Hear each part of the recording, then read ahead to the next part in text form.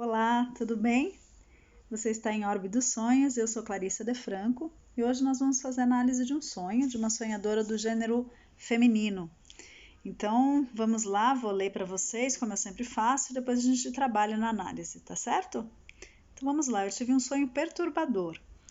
Era numa outra época, sem a nossa tecnologia, e para tomar banho quente era necessário queimar livros.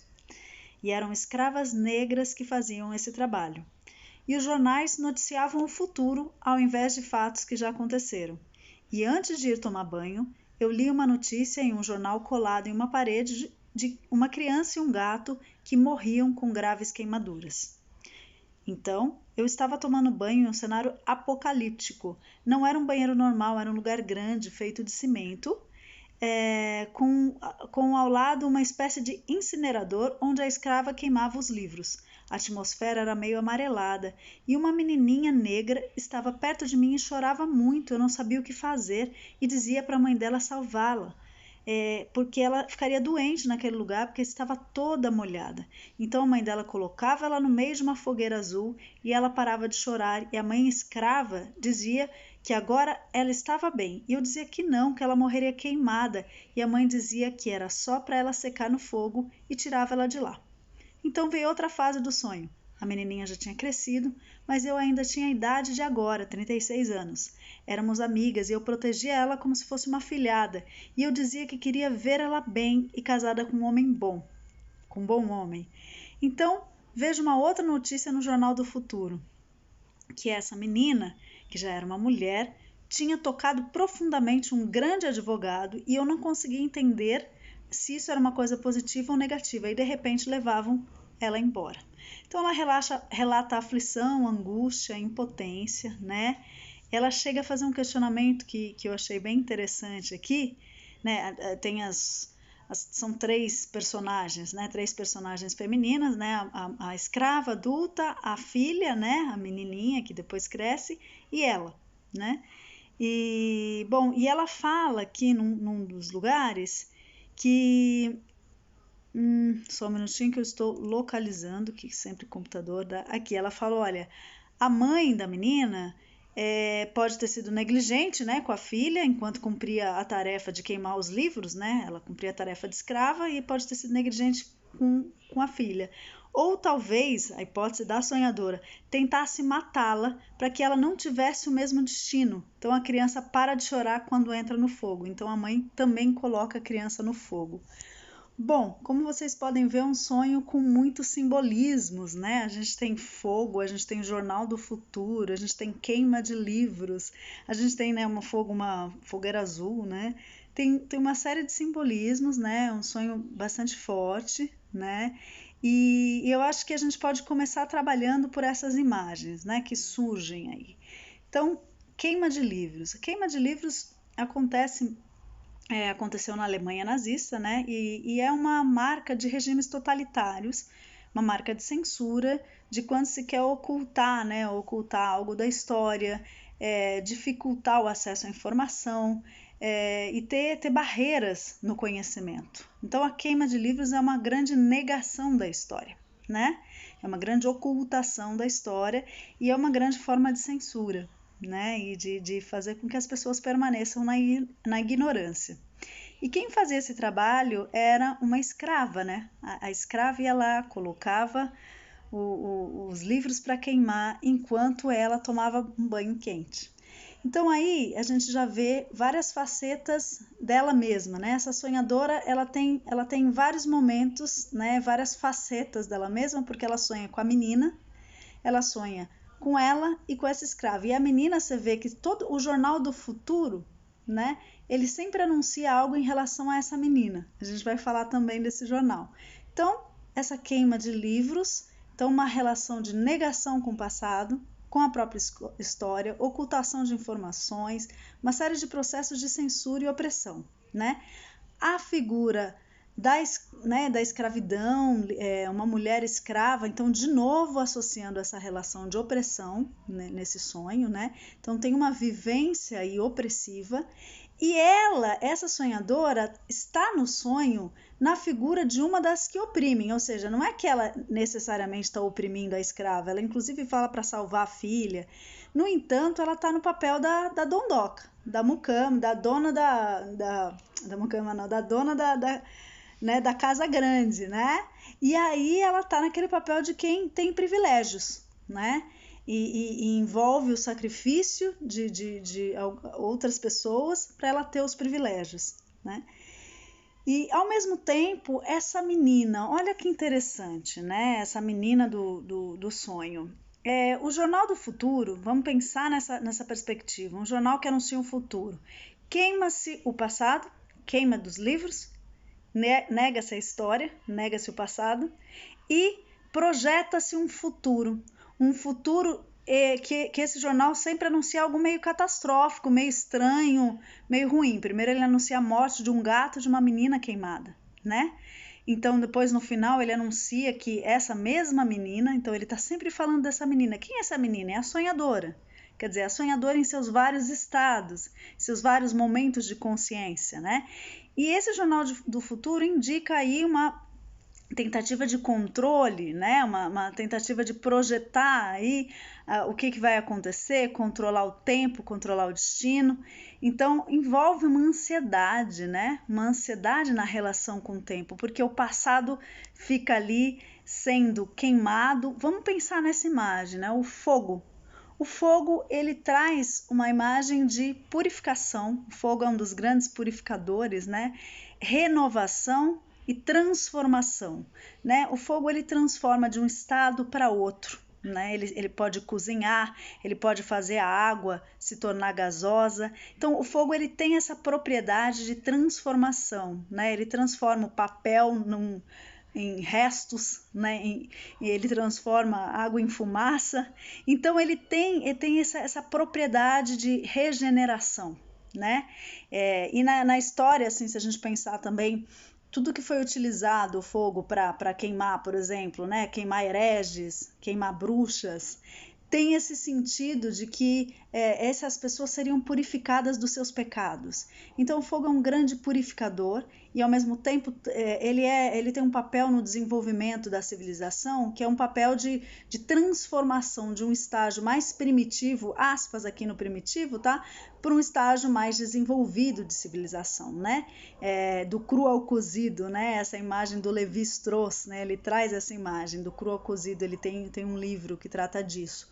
E aí, então, o fogo nesse papel central. O fogo também, ele já ocupou, por exemplo, alguns mitos, como o mito de Prometeu, né? Roubou o fogo dos deuses, o fogo representando o conhecimento. Então, o fogo é um grande, grande lugar de poder, né? E nesse sonho, ele remete muito às práticas inquisitórias, as práticas da Idade Média de queimar bruxa, de queimar herege. Por quê? Porque ela relata o tempo todo, ela fala que é meio amarelado, que é outra época, que é algo antigo, se queima livros para poder tomar banho, algo apocalíptico. Então, assim, ela trata de um momento em que aquilo, né, aquela visão de censura, de opressão, de escravidão, ela estava presente.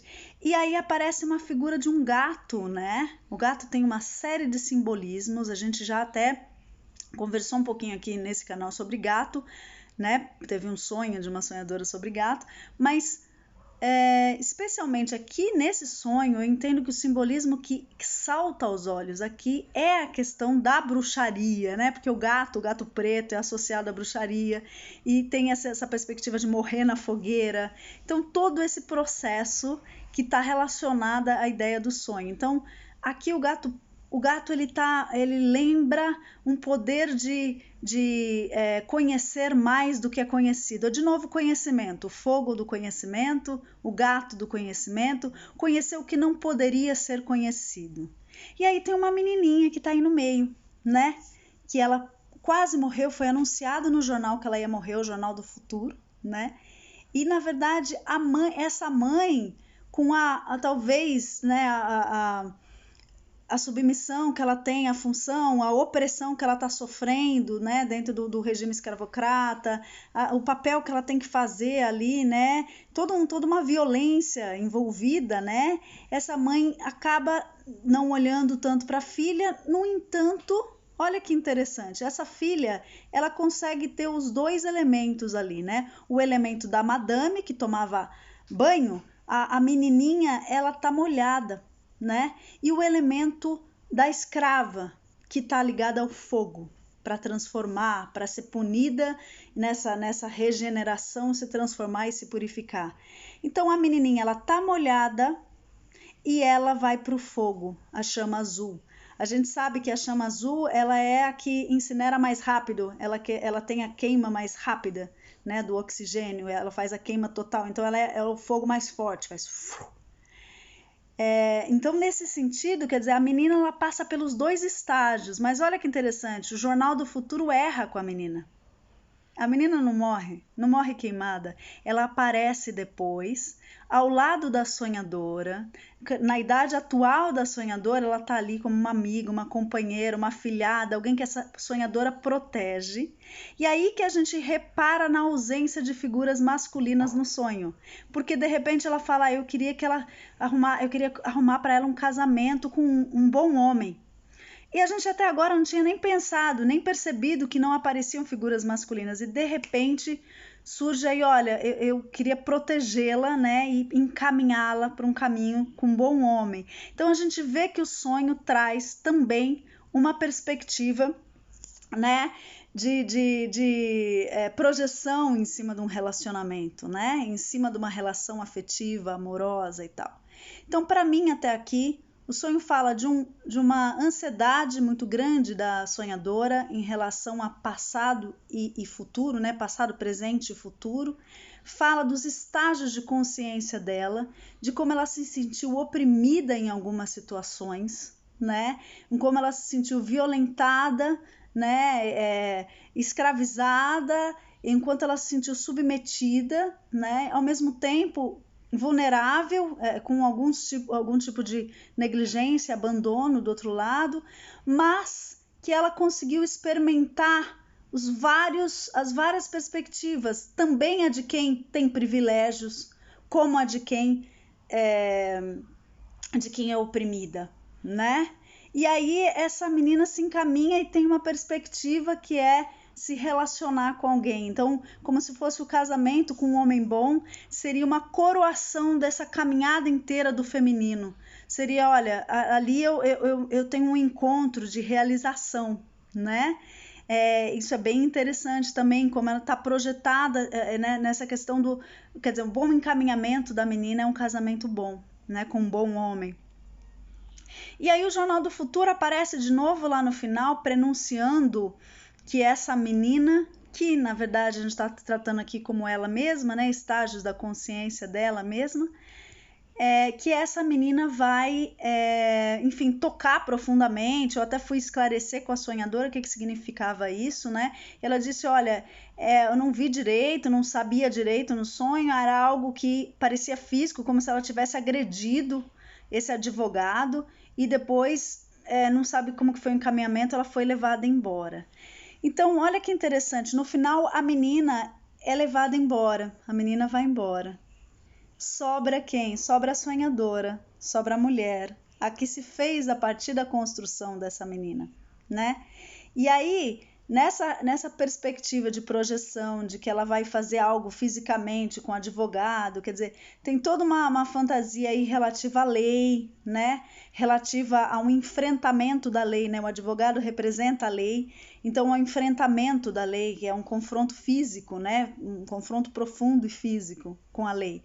Então tem toda uma perspectiva aí de uma fantasia de que esse confronto possa vir a acontecer, porque é o Jornal do Futuro, né? Lembrando que o Jornal do Futuro, ele errou com a menininha, ele errou.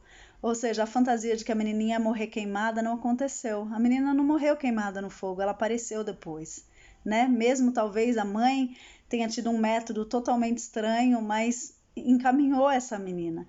Então, o sonho para mim, apesar de estranho tem um prognóstico interessante. Aquela menina, né, primeiro esse jornal do futuro, essa ansiedade, né, da sonhadora de controlar o destino, né, um medo talvez do futuro, do que vai acontecer, né, de que tipo de transformação e purificação, aspas aqui na purificação, né, essa sonhadora precisa passar, né, para crescer, para amadurecer e para se relacionar com alguém, com um homem bom, né? Que tipo de processos essa menina precisa viver para deixar de ser tanto uma pessoa oprimida, escravizada, né?